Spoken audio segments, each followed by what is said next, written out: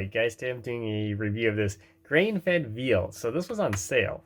If you look here, it has no hormones, all that cool stuff. So ideal for pan frying. So I'm going to actually put it in the air fryer. So if I check it out, you guys want to see it.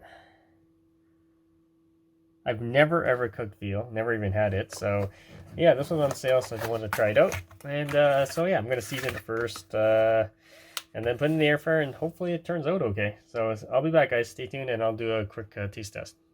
Okay, so here's the veal all done. Let's do a quick taste test. Here it is. Cooked it in the air fryer. Ooh, it's actually really tender.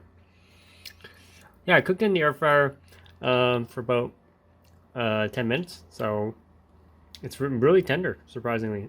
Seasoned with some seasoning salt. So yeah, definitely check it out, guys. If you have any questions, comments, please subscribe to the channel.